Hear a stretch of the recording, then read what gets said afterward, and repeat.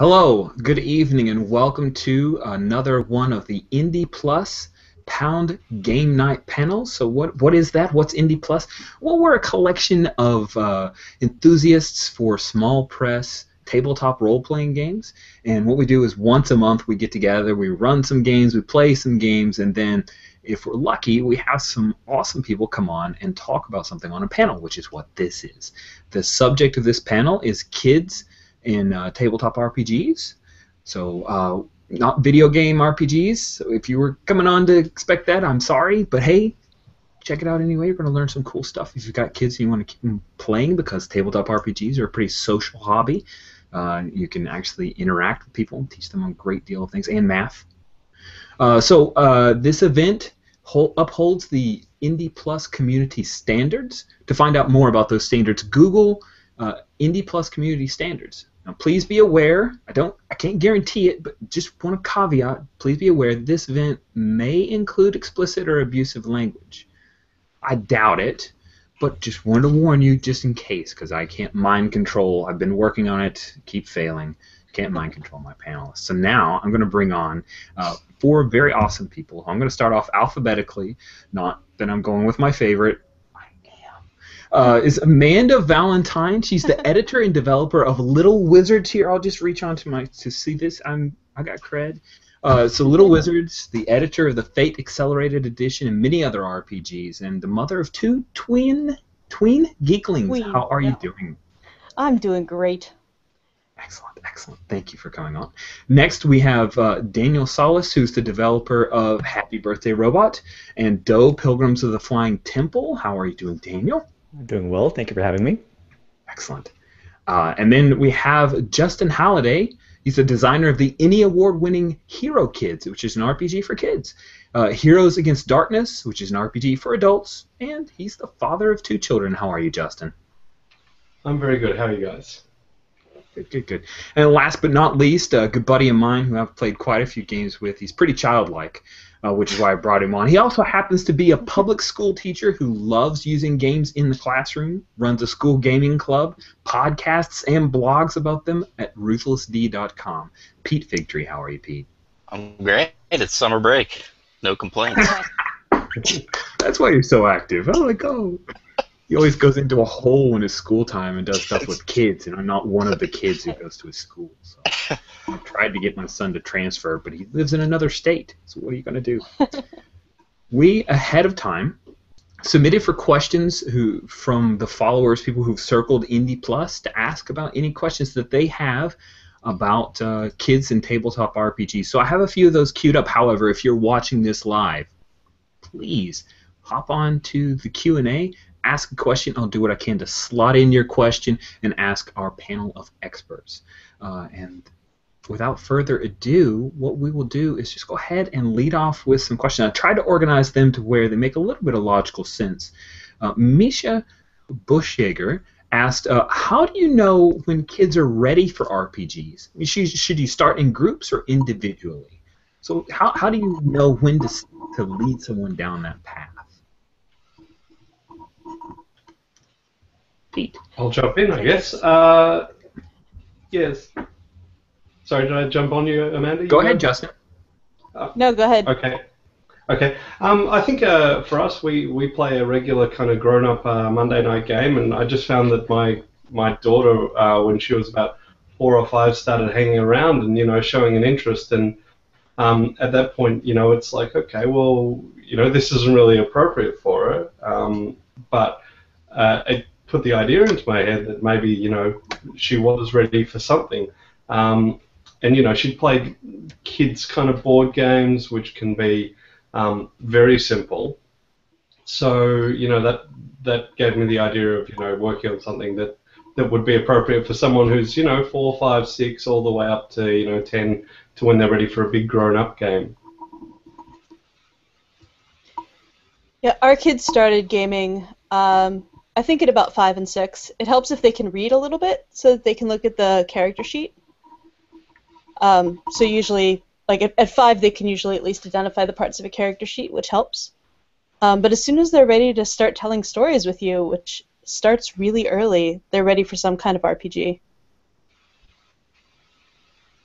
Nice. Pete, what about you? I know you've got a few kids. How did you get them started? Really, my answer would be very similar to what Amanda just said, but I would add, sometimes it's not to get off the thread here, but sometimes it's not the age of the kid, but disposition. Because the school gaming club is around 7 through 12th grade. Some of those kids may never be ready to play an RPG. Just social contract issues and other things. So, just like anything, it depends on the person, but 5, 6 with my kids, I would say. Yep, that lines up. Oh, go ahead, Amanda. As far as the individually versus group, I think it helps to have a few players, but working off of what Pete said, you want a group that's really good. So they need to work well together. It's more about how the personalities mesh, and if you don't have kids who, like you said, have this, a sense of the social contract, then you might be better off starting with a smaller group or individually. So it kind of depends on whether or not you can get a group that's going to work really well together. What's tough is when you have two kids that have very different attitudes toward playing, even my own. So the girl will be trying to solve problems, and the boy's trying to blow up the world with some sort of, bomb or something. So I always have to have the same discussions with them.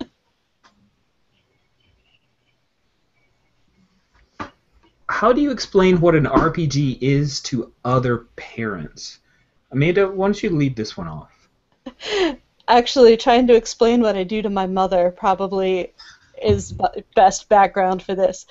I usually talk about it as a storytelling game, so that we're all together telling a story, and there are dice to add a little bit of random chance and things that you have to deal with.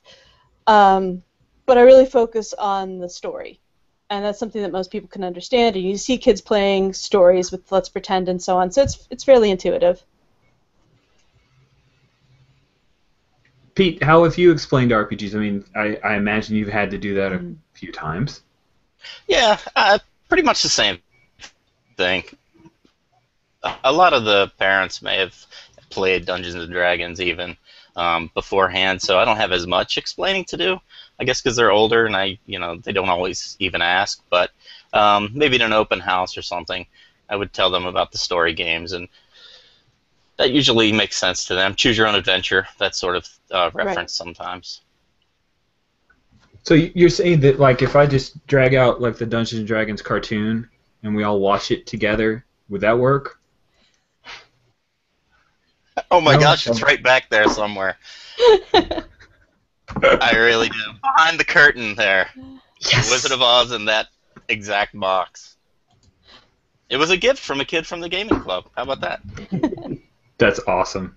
That's awesome. Justin, how about you? How do you break it down when you're demoing? I imagine you've demoed Hero Kids, right? I think I'm a bit different from you guys. I'm in Australia, so I don't have very much contact with not that we're totally isolated, but I don't have to go out and demo it a lot. I don't get to cons and that sort of stuff. So I've played a lot of Hero Kids with my own kids and with kids friends of kids of my friends. So basically, that means that they've all come with a built-in kind of understanding of what role-playing games are about and what sort of content it will have. But generally, I think when I describe it to people who haven't played role-playing games before, I just say it's like Dungeons and Dragons, but without a lot of the violence that you have in the grown-up version. And I think that we don't. I mean, down here in Australia, we don't have that same kind of stigma that D&D had in the States. Certainly, it seemed like there was, the moral kind of panic about it. So I've never had any problems with introducing other people's kids to it. Cool. Thanks, Justin. Daniel, how about you? With Happy Birthday Robot or Doe, how have you kind of broken it down? I think it's a little bit easier because there isn't so much. It isn't quite a role. Neither of them are really quite role-playing games exactly. So much like Amanda, I'll usually just describe them as storytelling games, and most of the time, honestly, when I'm describing the game, I'm describing it to role-playing gamers or gamer parents. So I had to kind of explain the differences between RPGs and storytelling games more often than just explaining role-playing games in general. And so I guess that's that's kind of a weird situation to be in. And honestly, I designed both games with gamer parents in mind because at the time of their development, I figured that then and now D&D is old enough to have a kid of its own. It's been around a while, and most of the people who I think are of the age bracket that both games were roughly designed for had some exposure to D&D and aren't completely it isn't completely unknown to them so much. Cool. Yeah, I agree. It's interesting. A lot of times when I've had those conversations, the parents will say, "Oh yeah, I've heard of that." Hey, we are lucky enough to have another panelist who's able to join us, Shoshana Kessock. Shoshana. Hi, how's it going? I made it. Hey, thank you for joining. So Shoshana is the designer of Dangers Untold, which is a live-action role-playing game for ages 12 and up, and co-created Dresden Lives, which is an upcoming LARP book for the Dresden Files book series. Wait a second, I'm seeing like an Evil Hat plot going on here. I did not realize the percent of Evil Hat to non-Evil Hat here. Don't tell him. Don't tell him. It just occurred to me that the hat is evil here. All right, so thanks, Shoshana, for joining us. We'll go ahead and start with a new question here, which is from Joe England. Joe asked, what makes an RPG kid-friendly? Is Holmes Basic D&D kid-friendly? Who goes first? We popcorn it, so you know what, Shoshana, you go first. Oh dear. Okay. Welcome. I don't know. I think there's a lot of things that can make a game kid friendly. I think that the question of whether or not D&D is kid friendly is like D&D can be kid friendly, but in that case it can be kid friendly around the table because there's a lot of content in it that would have to then be like sort of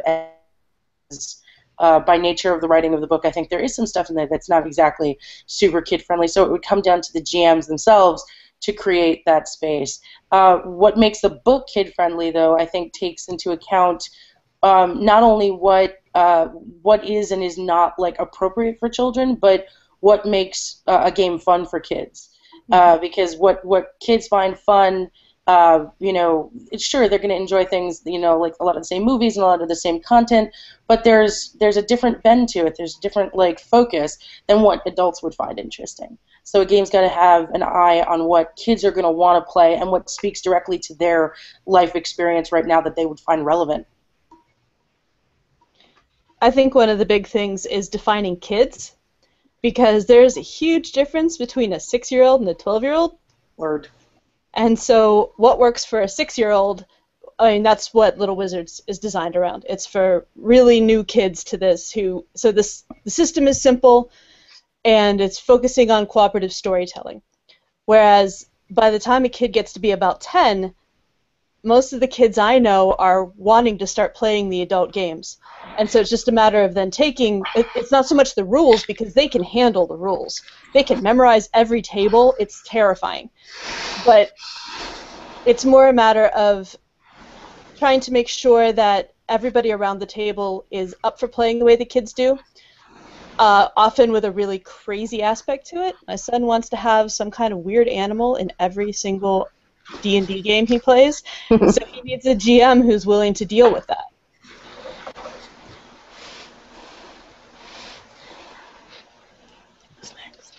Yes, pet sidekicks have been popular at the table as well. So.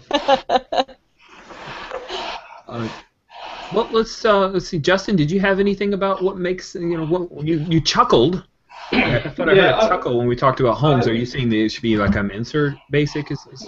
No, I think with Holmes, I mean, depending on how as Amanda says, how do you define kids? Because I think our games, Amanda's and mine, are aimed at the younger kids, where it's 4 to 10 sort of range. And as she points out, really from 10 and above, they're beginning to want to play and be ready to play the adult games. And I don't think that something like D&D or Holmes Basic really works for any kid under 10. They're just too mechanically complex, and there's too much, too much going on with the games.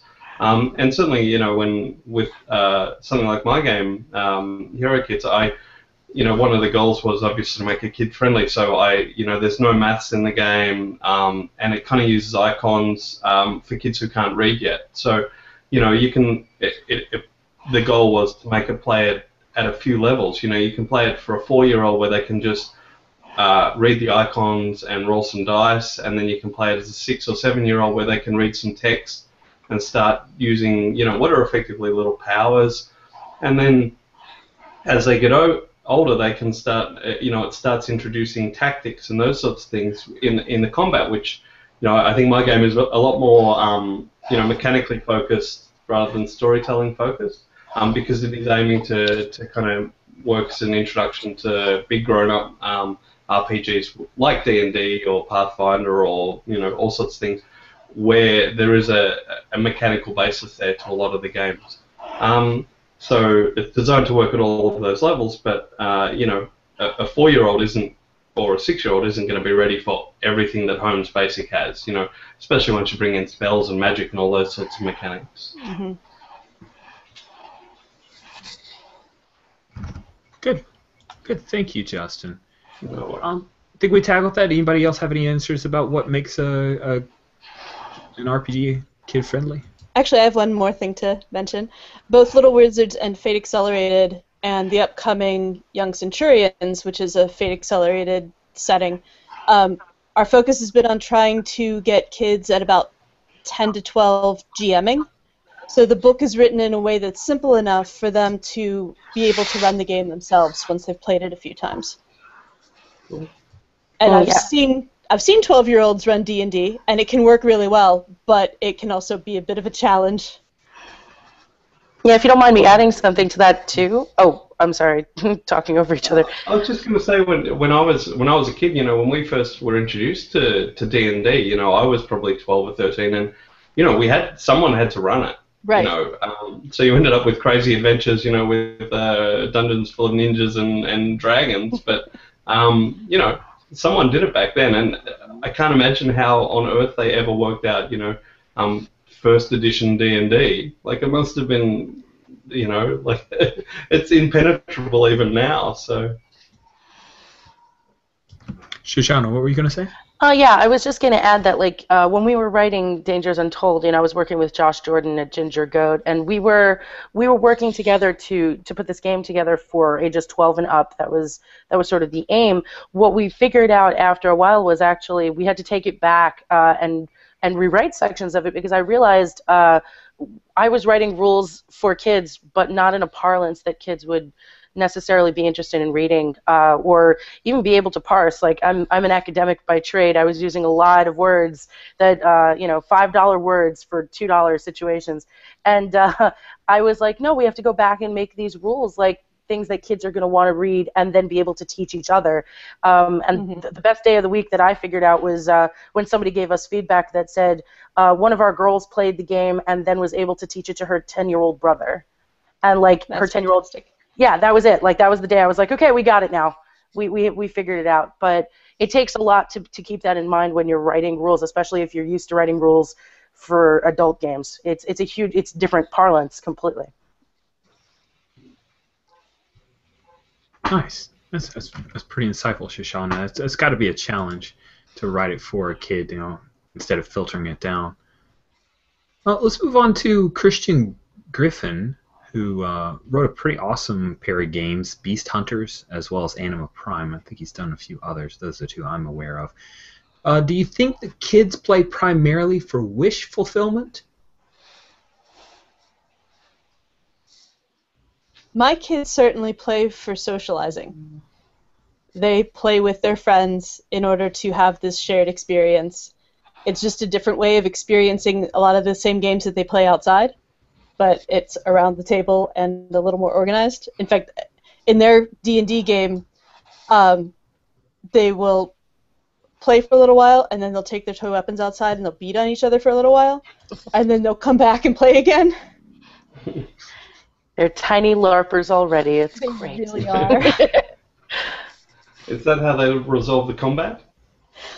Usually they're acting it out again, so it's already been Yeah. resolved, but they're playing through their favorite scenes. Oh, that's cool. That's awesome. I would say, with the kids outside of my house at the school with the gaming club, that would be largely a big yes. I don't know if you can remember, Rich, whenever you were a teenage boy, but those are wish fulfillments that you don't necessarily want to hear around the table at school. So oftentimes we'll have to have, which a lot of discussions beforehand of what's okay, what's not okay, and sometimes they're not quite sure. So yeah, in my experience, yes, and even at home, my son always wants to be Batman or something. So yeah. Well, you use that as a tool, I would imagine, right, Pete? You mean the discussion before? Yeah, or it's kind of lead in. Oh, well, it says you're already doing this. You want to roll some dice to go along. Just coax them. Oh yeah. Oh, absolutely. That's the main thing with him. He's not a super RPG enthusiast, but when I can get him to play, it's because of the theme.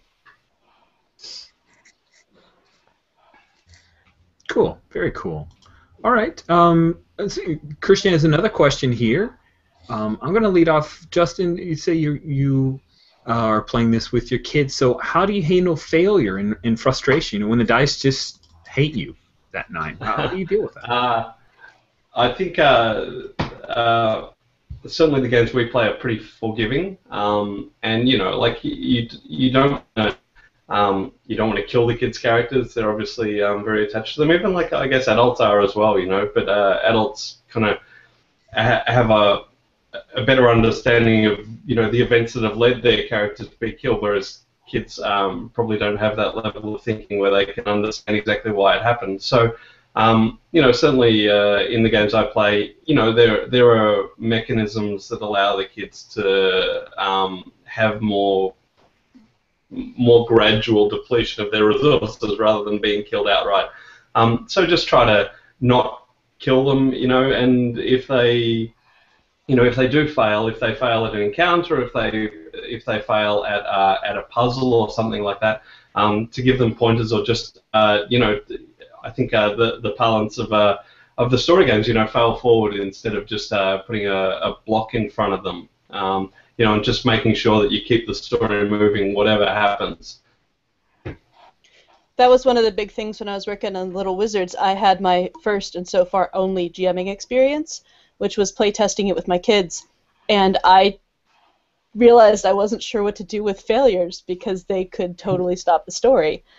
And so we worked around it. I've had really great GMs in my past who gave me fantastic examples, but there's a lot of advice on dealing with failure in Little Wizards because it can be so frustrating. And I think kids can embrace failure as long as it gets them somewhere. They're used to struggling with things, and as long as they can see that that's the step to something else or a really funny way for the story to go or whatever, they can tend to be okay with it. But I think it's on the GM to really try to make that work.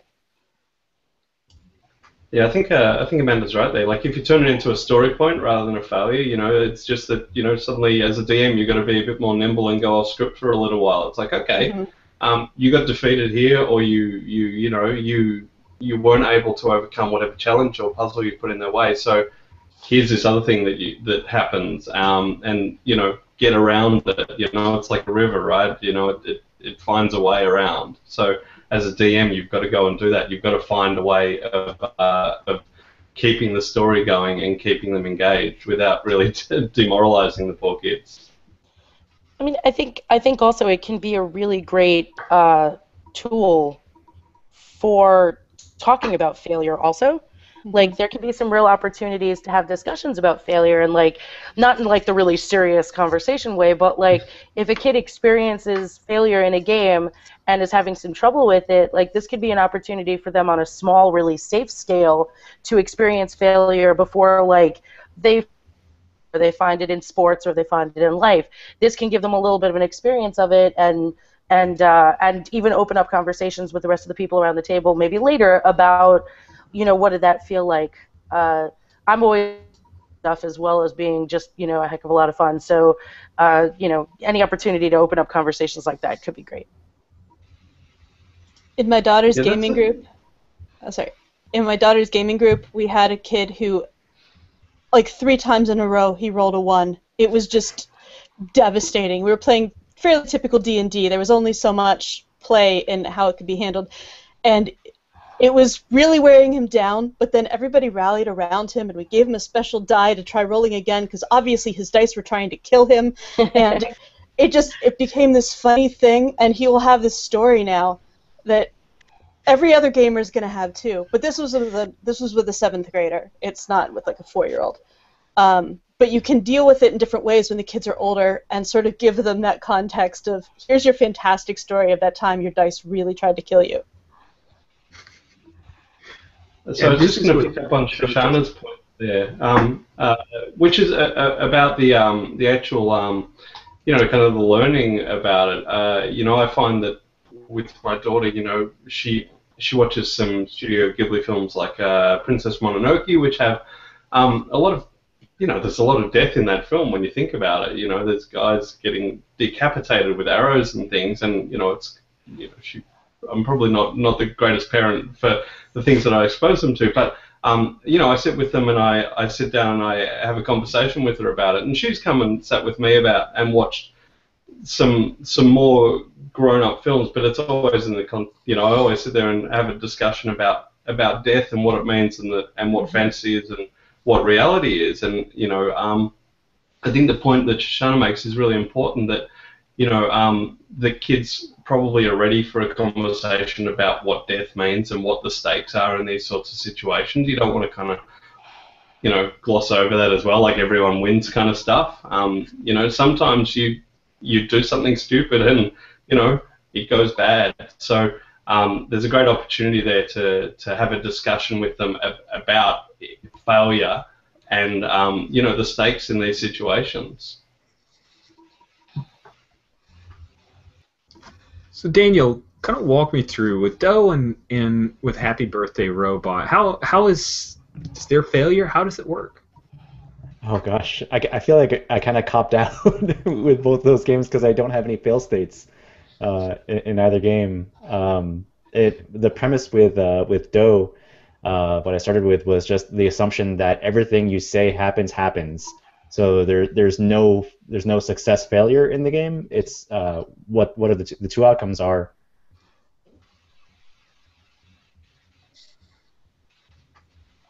We may have a little bit of a technical. Oh no.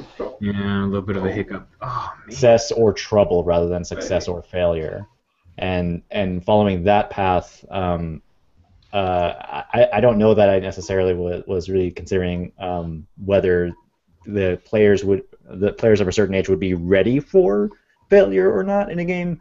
More, I was just thinking about what's kind of an interesting way to handle failure. In that regard, I was looking for a way to make failure another way for players to contribute something creative to it, rather than just like stopping their contribution to the story. I wanted failure to be a thing that leads to more story, I guess. I'm kind of rambling on that one.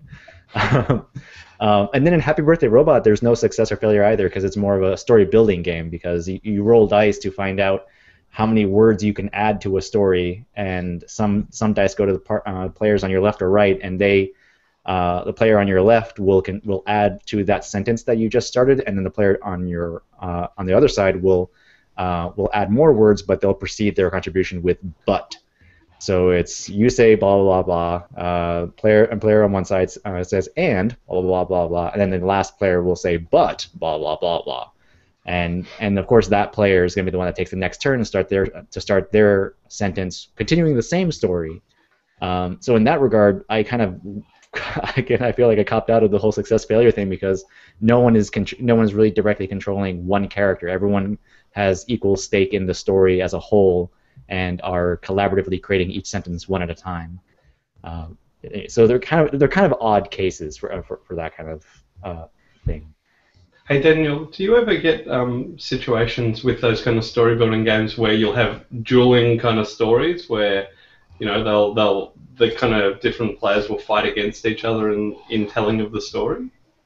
Sometimes, yeah. I have played with kids. Happy Birthday Robot in particular is tricky, and it's actually a lot of times.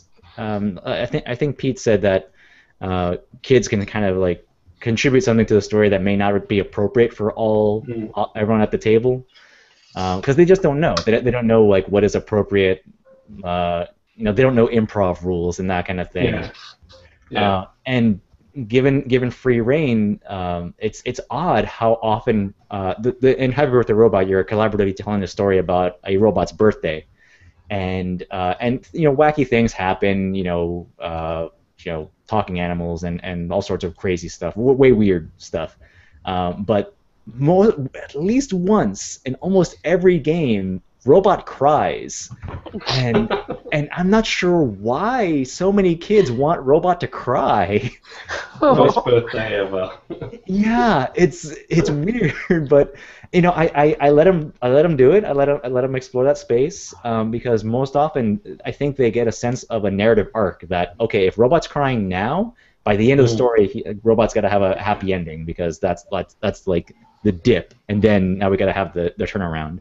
And kids kind of the kids that I've played Happy Birthday Robot in the sessions that I've seen sort of inherently see that and know that, okay, that's the downslope. Now we got to bring it back up, and that's where they learn that to be positive takes work, and to take things negative is easy.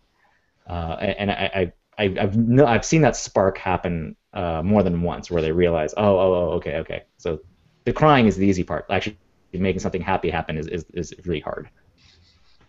Cool. That is fascinating. That's really interesting.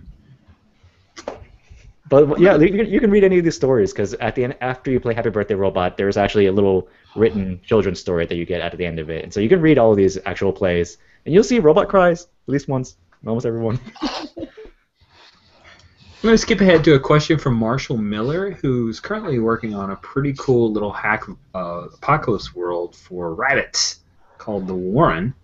And he's got a very, very young one, so I can tell where his angle is for this question. What other types of games or activities would make a good prelude to RPGs?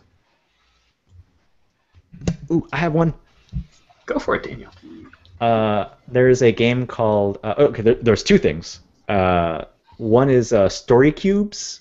It's called Rory Story Cubes, and it's a whole line of these dice that have pictures on them, and they're essentially a toy. A couple of different games are included in every box that you can play with these, but really they're just inherently good creative sparks. You just roll some dice, tell a story that incorporates some of those dice, and then next player takes their turn with whatever cubes remain. It's really, really simple, but immediately causes some really cool stories to happen, and I think that's a good first step.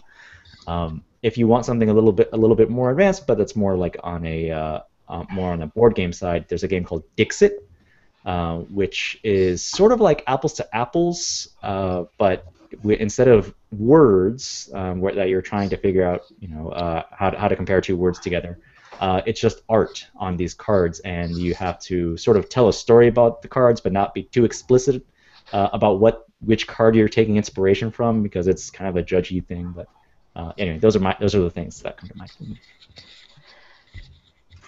Good one. Yeah, Rory Story Cubes can be found in America at Target, and there's actually an app for iOS and Android, which is pretty cool.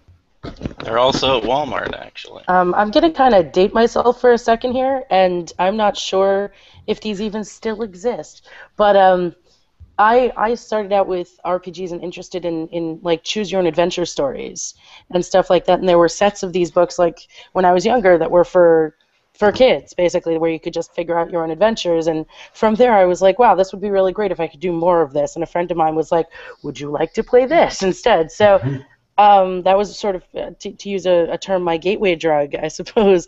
But they let you choose what you do and feel like you have an impact on the story. So I think that's a really great contained sort of way to do it, which doesn't feel quite so out of control as like all the elements of an RPG.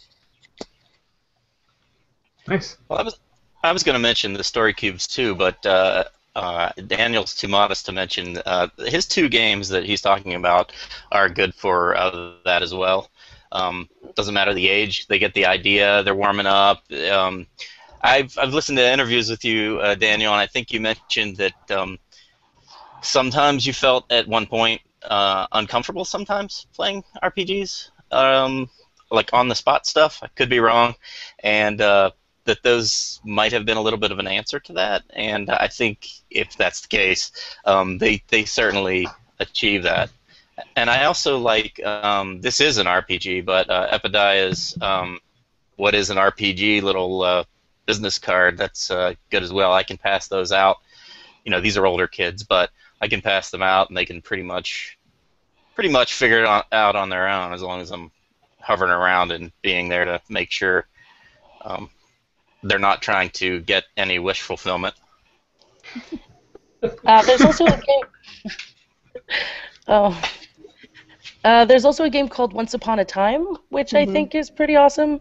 Once Upon a Time and Gloom, I've seen, are both games where like there's serious narrative elements in there, and they can be played up to whatever age really that you're looking for. But because they have such traditional, like, Once Upon a Time there was a princess elements, they can go down to kids as young as whatever. Gloom's a little older, I think, but not too much older. I think above 10 you can really enjoy Gloom.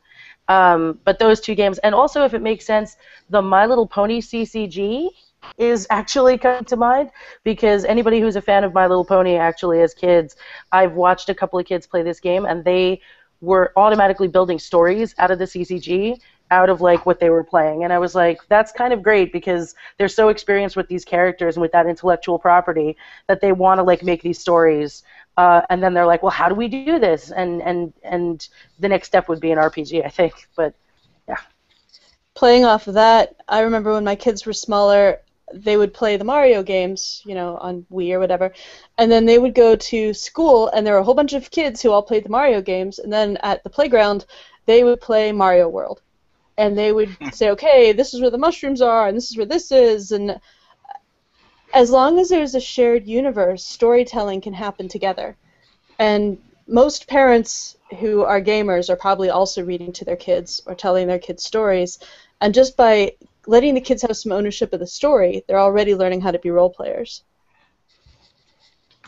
Nice. For sure. When Shoshana, she was nice enough to let me playtest Dangers Untold, and there's not a whole lot I couldn't even. I mean, the deal with me is that I had to stop them many times and say, look, here's some rules here.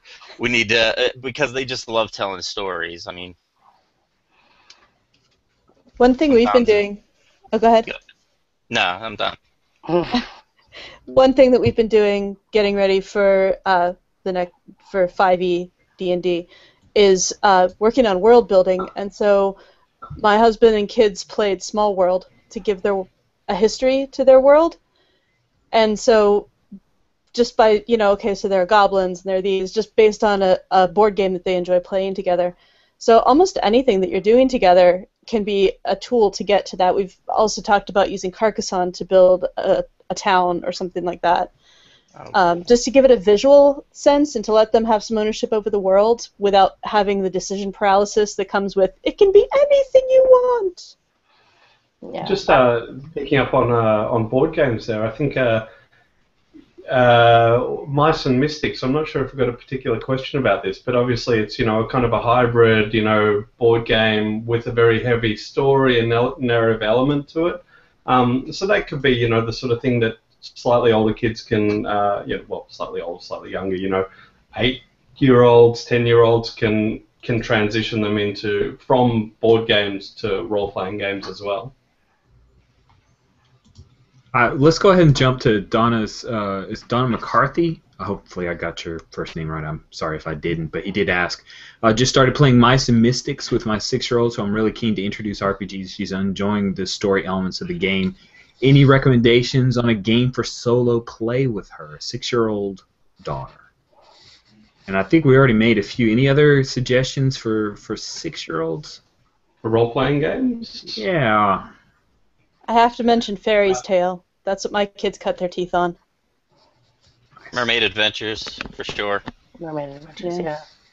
Yeah, we invited Eloy Lasanta was unable to make it to the panel due to the timing. It was really helpful because that was one of my son's first RPGs. We actually backed the Kickstarter because he saw the cover and said, "We need that."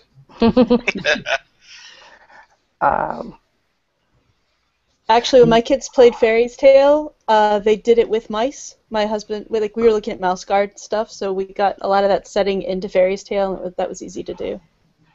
I was actually gonna suggest Mouse Guard, but like a smaller version, like a bring it down version, because the stories of Mouse Guard are so understandable. It's mice and they're fighting for their future, and these things are so understandable that like it would be easy to port it over, but without quite as many of the rules, I think. I was a big fan of superheroes when I was a kid, so for me, like the first thing I ever wanted to play was Marvel superheroes. So I don't know if there's a setting of that could be good for porting over. But this is a girl also, but I'm a girl too. So I don't know. Superheroes is great. I was about to say something sexist and realized it was coming from me. Move on. I have a few suggestions. Just Shoshana, one recommendation I'd make. There's a Swedish RPG for superheroes that was written as a comic book and has been translated to English. I have a copy of it called Super Crew. It's fantastic.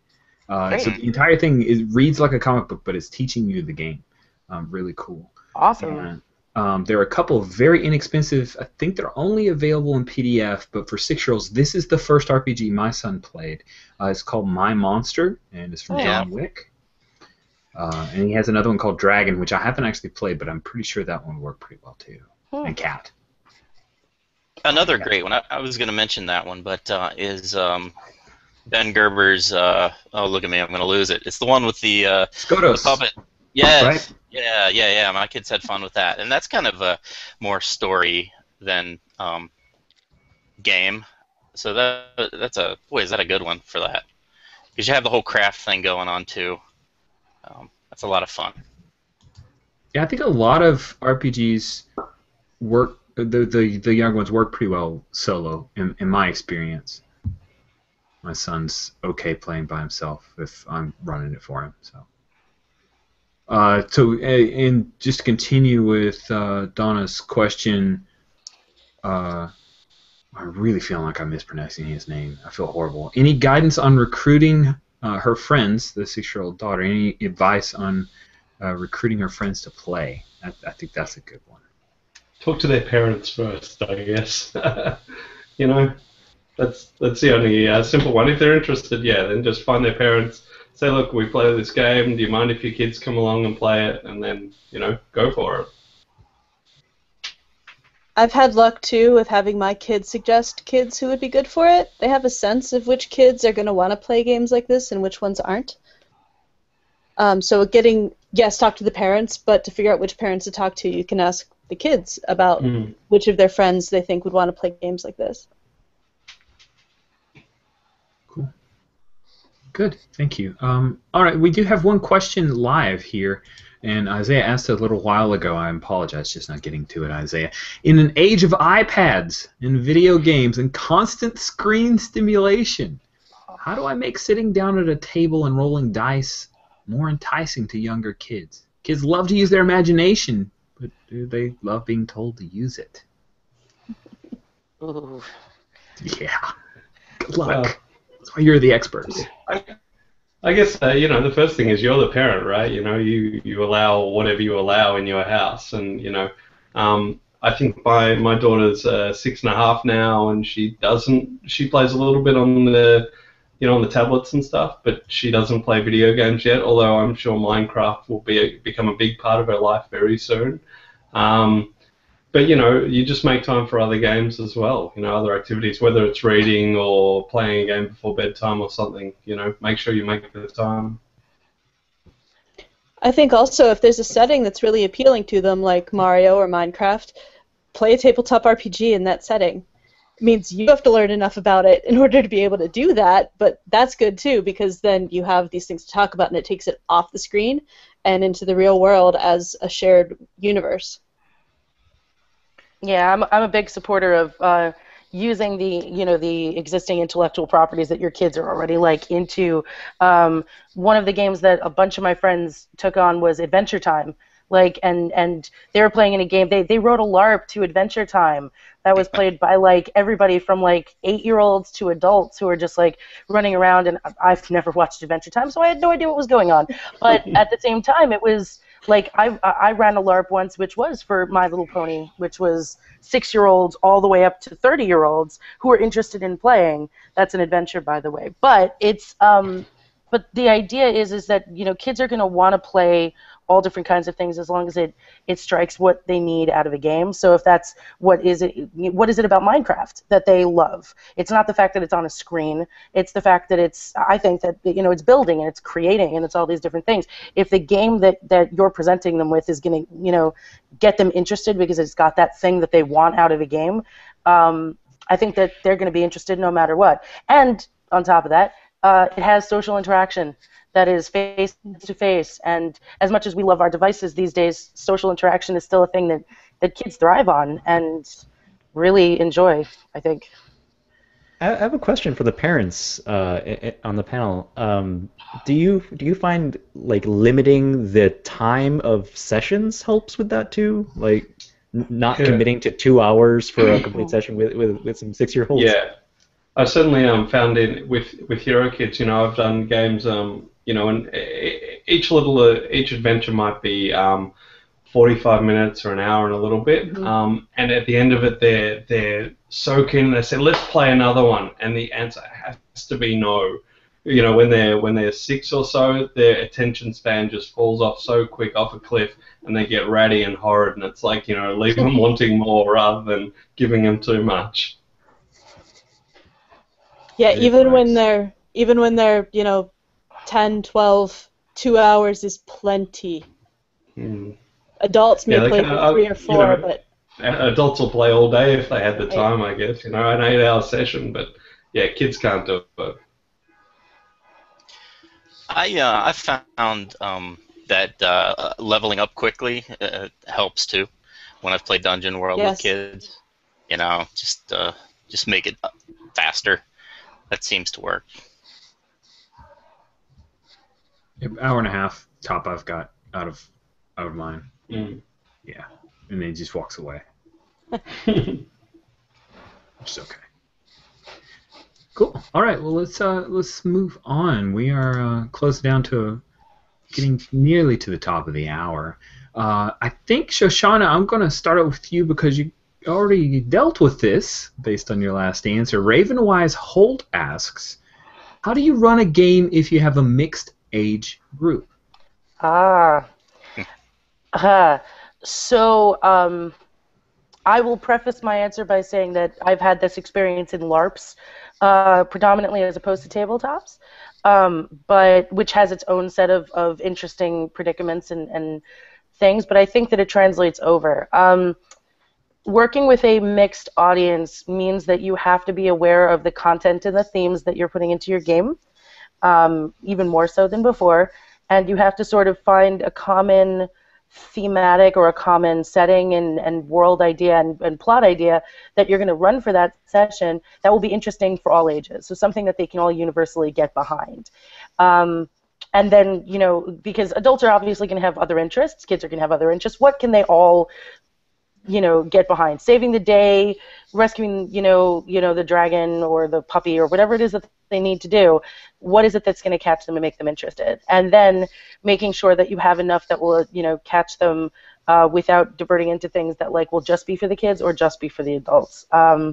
My favorite story of telling about this is I ran a My Little Pony game, like I said, and we had kids who were, anywhere from the ages of 8 and up, and we wrote characters that had very special some ponies, which is like boyfriends and girlfriends in My Little Pony. And one of our players came up and very quietly said to me, I would love to run this plot. That would be great. The girl who's playing the pony is 12. I can't do that because I'm 19. And we had never thought about this when designing a game. Like, but the guy came over to us and was like, we just have to adjust this. And we adjusted it, and we're like, you guys are best friends instead. You are like the best friend ponies ever. And they went with it. They were so happy, and they had the greatest time. But that was my first time running into that problem. And from then on in, I'm so aware that there are just these things that you have to be really conscious of and then find something that can catch everybody. It's crazy in RPGs that you can kill goblins and stuff, but you can't have boyfriends and girlfriends. Mm-hmm. You know, what kind of world do we live in? Yeah.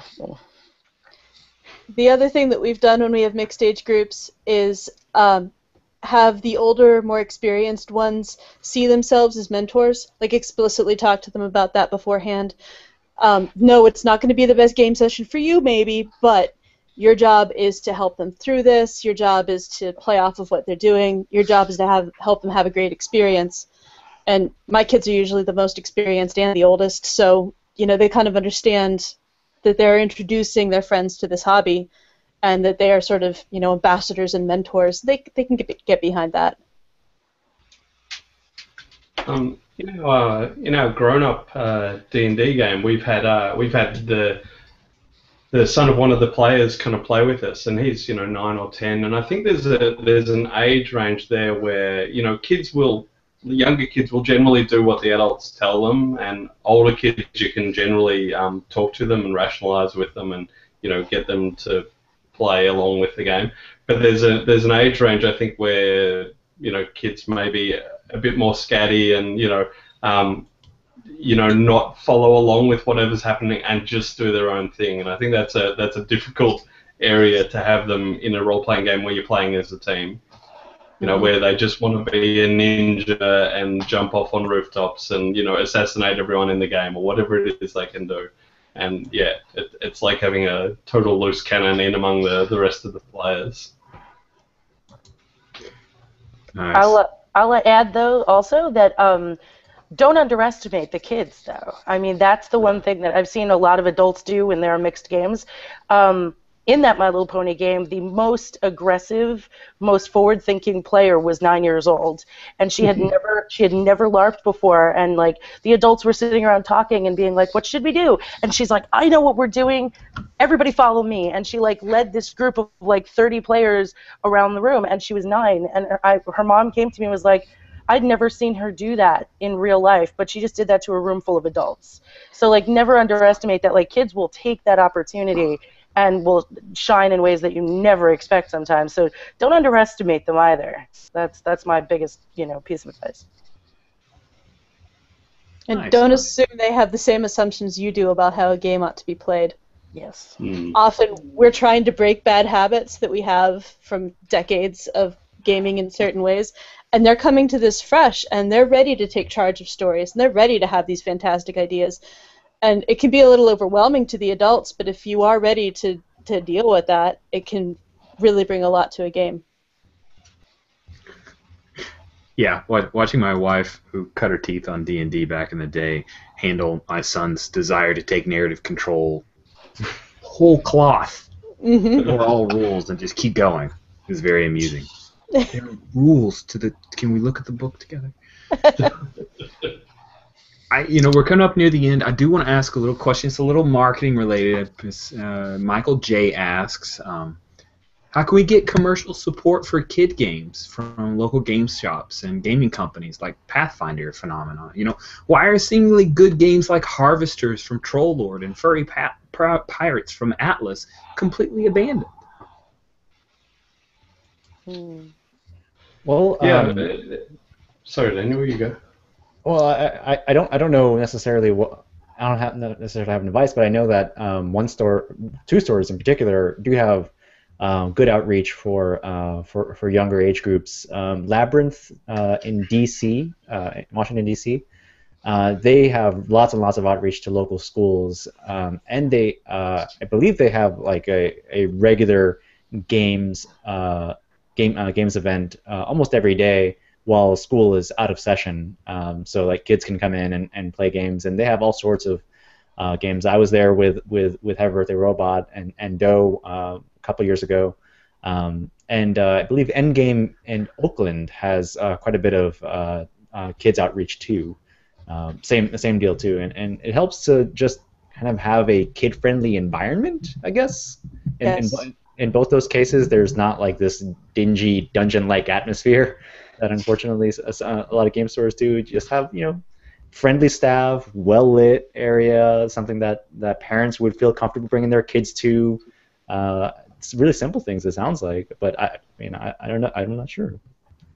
I think certainly game stores have changed recently. With the popularity of Magic the Gathering, that brought a huge younger audience to these game stores, and a lot of them moved across to Magic to survive. So that was the only way they survived. When Magic almost destroyed RPGs, and now because Wizards owns Magic and D&D, you see a lot more of these big stores surviving on Magic, but also they're coming back into role-playing games and board games. So I think the quality of a lot of the stores has really stepped up, and they are places where you can be comfortable taking kids, and they do have board games there. So it seems like there's a big gap in the market there for role-playing games that are directed at kids to get into proper store distribution.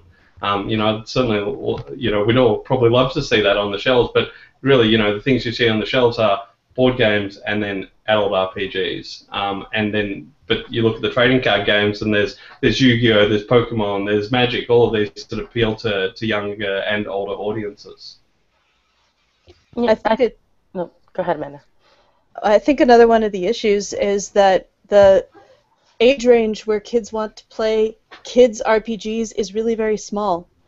And so you have one or two games that you play with your own kids, they outgrow it, and then it's not like you're going to buy 10 different books to go with this game that they're only going to play for a couple of years. It's the sad truth of it. I'd love to see more, but unless a kid's game can grow with them, which is its own unique challenge, they're going to outgrow it within a couple of years. They're going to be playing the same games their parents are playing. But I think someone mentioned this earlier. A lot of I sell my game predominantly to parents, right? Parents who are 40 years old. They're similar to me, I imagine. You guys, and you've had kids, and you're like, okay, I've got kids. I've got role-playing games. This is my passion. But I don't have the thing to give them the same experience, and that's why I created Hero Kids. And it's like, well, surely the same thing applies in a shop, where an adult goes in and they go looking for their board games or their role-playing games, and if they've got kids, then there's an opportunity there for a box on that shelf, which is a kids RPG that they'll pick up and go home and play with the kids, a story game like Story Cubes or all those other ones. But focused on that market. I think also, the games that I think are the ones that are going to survive in this market right now are games that are going to appeal not only to kids but to the adults that are with them. So when we designed, Dangers Untold, it was 12 and up. What was the idea that not only are kids going to be able to play this, but adults can then take the same rules and go in and play their games and feel comfortable interacting with the same, game, except maybe changing up the material to be more adult-oriented. I think, when we were, working on also Dresden Lives, we were talking about, the system is the game is for adults. Dresden Files is pretty much an adult, book series. But I bet that you could play a bunch of kids running around in the Dresden universe also, and the rules are adaptable and understandable enough that, you can have children playing this as well and be completely okay with it. I think that's where the games are really going to have a niche, because if you look at the people who are like you said, coming in to buy these games, it's the parents who grew up with role-playing games who are now wanting to introduce that to their kids. They're going to want to have that experience together, and then their kids are going to grow into these games. You don't want them to just be gone very quickly. So I think the games that can be flexible are the ones that are going to survive marketing-wise. And I think, Happy Birthday Robot, honestly, is the one. I've seen adults who have never role-played before, grab Happy Birthday Robot and be like super happy and excited about it. And then I've seen little kids play it. So like the games I think that are doing, Daniel's disappearing off the screen as I give him praise. But those are the games I think that are going to do the job bridging the gap. Oh, that's some great suggestions, and this has been a great panel. Thank you all so much for coming on here and sharing your thoughts and your expertise and your experience in making and running these games for kids. I think it's really important for us to usher in a new generation of geeklings into our hobby, to make sure that it keeps going, so that I can play stuff when I'm 80. That's the plan. So thank you, Amanda, Daniel, Justin, Pete, and Shoshana. Thank you all so much for coming on. Thank you. Thanks for having us. Thank you very much. Thanks very much. And if you like this and you want to find out more panels from Indie Plus about various and sundry topics, then subscribe somewhere down in the feed you're looking at now on YouTube. There's an ability to subscribe. We're trying to get more subscribers to our Indie Plus YouTube channel, so please be one of them. And thank you for listening. And if you have any feedback, please do provide that. Any panels you'd like to see in the future, let us know. And with that, I will let our panelists go. Thank you all so much for appearing, and have a great night.